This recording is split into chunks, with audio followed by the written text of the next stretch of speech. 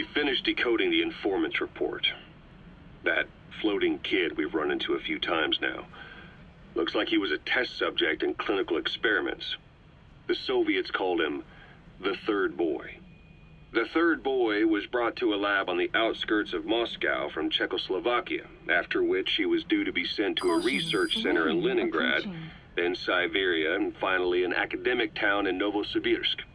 It doesn't appear that the researchers witnessed the talents we've seen from him, but nevertheless he was quite the popular subject. His latent cognitive abilities suddenly awoke en route to Moscow. According to the report, the third boy was easily influenced by other individuals' biofields. Evil thoughts, in particular. They affected his mind like a virus.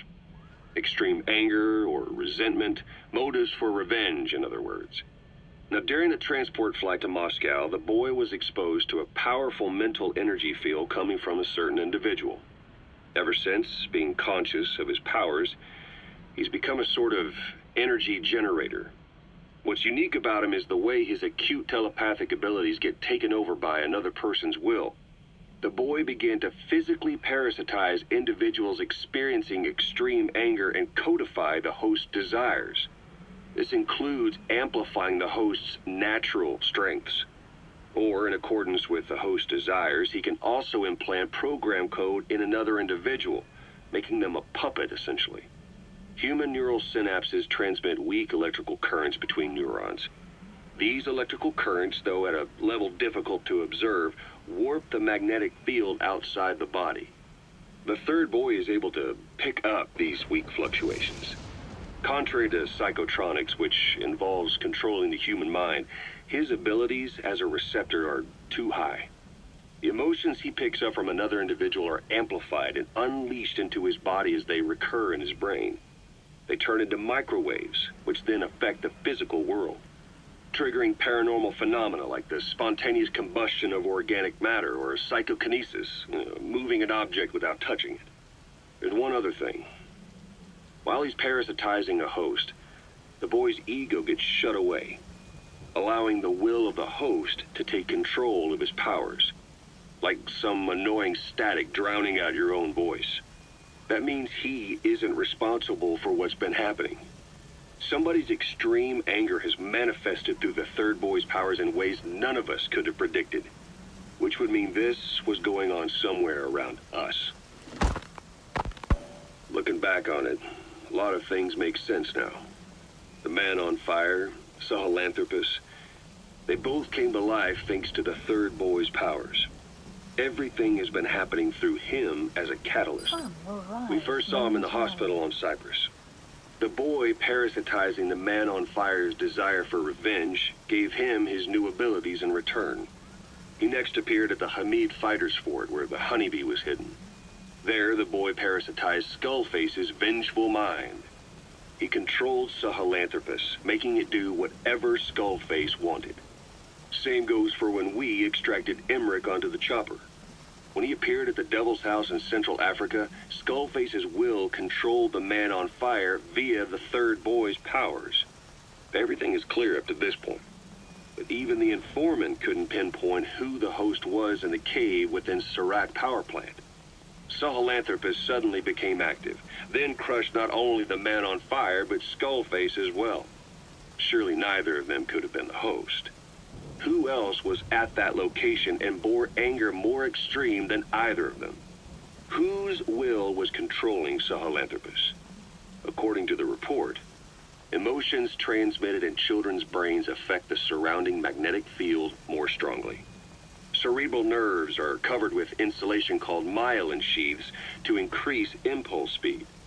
The reason for this leakage has to do with the fact that children's myelin sheaths are still developing. So, how many children do you remember being there?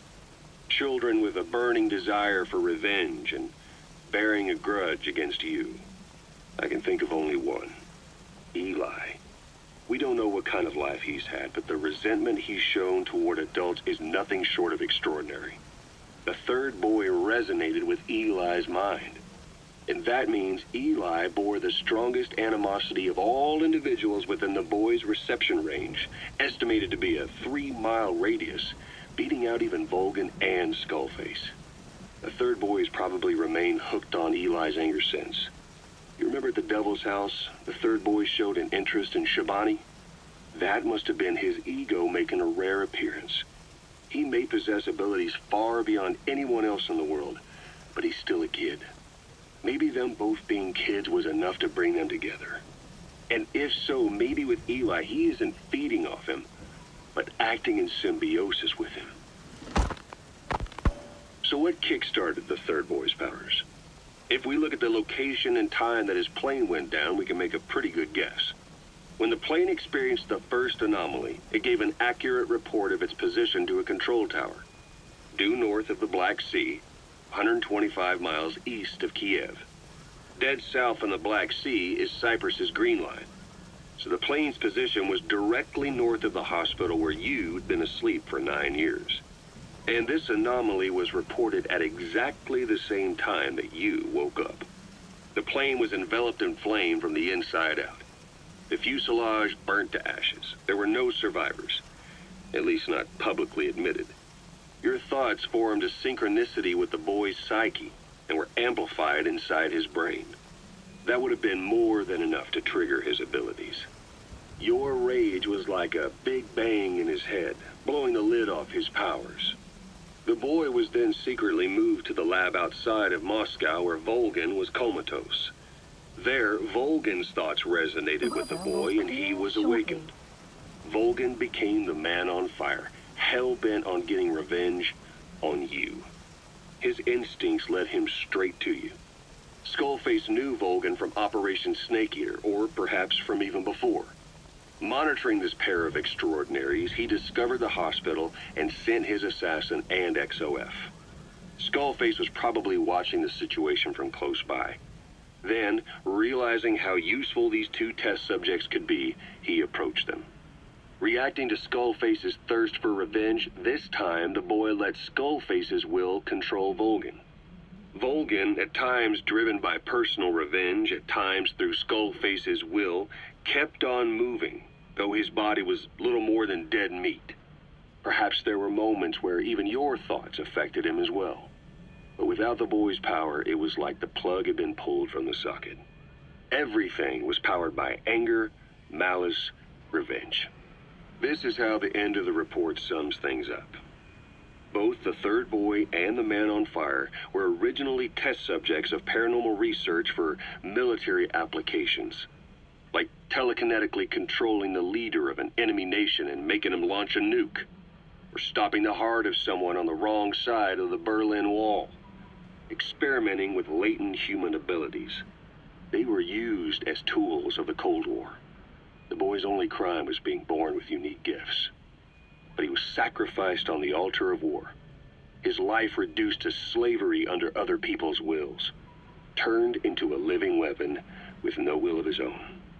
And eventually the only emotion he could feel must have been the desire to get revenge for the hand he'd been dealt. Boss, it's you that awakened the boy's powers. But there's more to it than that. I guess the anger emanating from you was something he could truly relate to.